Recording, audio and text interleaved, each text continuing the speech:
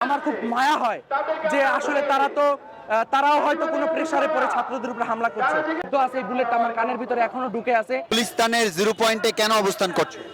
আসলে আমরা আজকে এখানে অবস্থান করেছি, আপনারা জানেন পতিত স্বৈরাচারী খুনি হাসিনা সে বিদেশের মাটিতে বসে ভারতে বসে বাংলাদেশকে অস্থিতিশীল করার লক্ষ্যে বারবার তার বাংলাদেশের যে শেকড় আছে, নেতাকর্মী আছে, তাদেরকে যাদের পাসপোর্ট নাই, ভিসা নাই, তাদেরকে বারবার উস্কে দেওয়ার চেষ্টা করছে এই স্বৈরাচারী খুনি হাসিনা।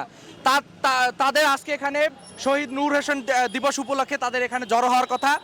আমরা একটা কথা আমাদের উপদেষ্টা পরিষদ থেকে এবং সরকার থেকে ঘোষণা দেওয়া হয়েছে যে পতিত স্বৈরাচারী খুনি হাসিনার বিচার না হওয়া পর্যন্ত বাংলাদেশের মাটিতে তারা রাজনীতি করতে পারবে না। কারণ তারা তো রাজনীতি মানুষ কিসের জন্য করে? দেশের জনগণের জন্য, দেশের জন্য।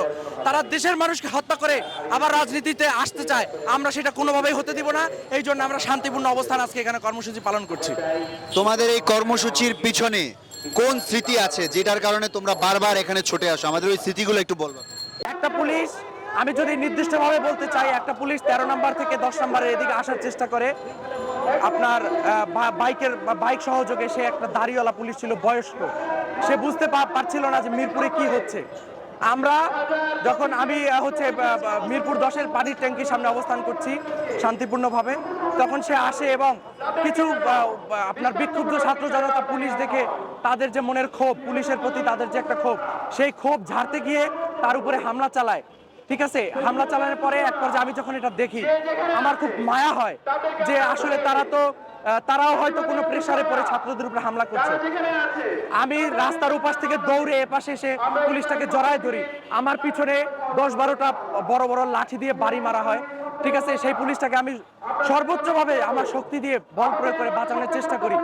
তার মাথায় হাত দিয়ে রাখি, তাকে জড়ায় রাখি।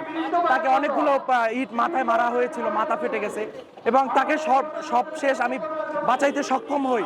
তাকে জড়ায় ধরে তাকে একটা সেফ জোনে নিয়ে যাই।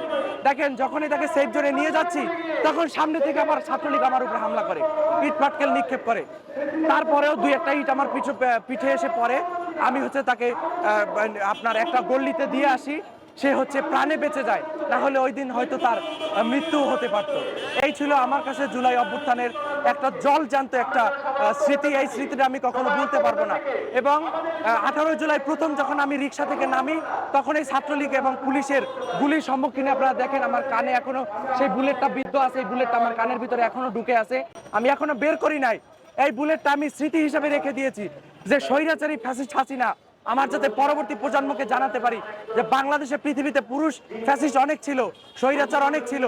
তোমরা দেখো, সেই নারী স্বৈরাচারের সিম্বল আমি বহন করে চলছি। এই বুলেটটা আমি এখনো বের করি নাই, ভিতরে আমার এখনো 2টা বুলেট আটকে আছে। এখন তোমাদের মতে কি আওয়ামী লীগকে ব্যান করা উচিত কিনা? দেখুন, আওয়ামী লীগ একটা উৎখাত পতিত একটা স্বৈরাচারী ফ্যাসিস্ট।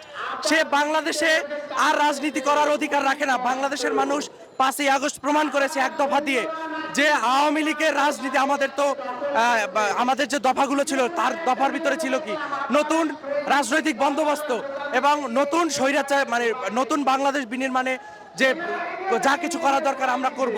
সেক্ষেত্রে ফ্যাসিস্ট স্বৈরাচারকে আমরা 5ই আগস্ট যেভাবে উৎখাত করেছি, বাংলাদেশের মানুষ সেদিনে রায় দিয়ে দিয়েছে যে বাংলাদেশের স্বৈরাচারী খুনি হাসিনার রাজনীতি করার আর অধিকার নাই। আমরা অনতিবিলম্বে এই ইন্টারিম সরকারের কাছে, এই গভর্নমেন্টের কাছে করজোরে অনুরোধ জানাই, ছাত্রলীগ স্বৈরাচারী ফ্যাসিস্ট ছাত্রলীগকে যেভাবে নিষিদ্ধ করা হয়েছে, তাদের মাদার সংগঠন আওয়ামী লীগকেও যাতে ওইভাবে নিষিদ্ধ করা হয়, এই দাবি আমাদের থাকবে।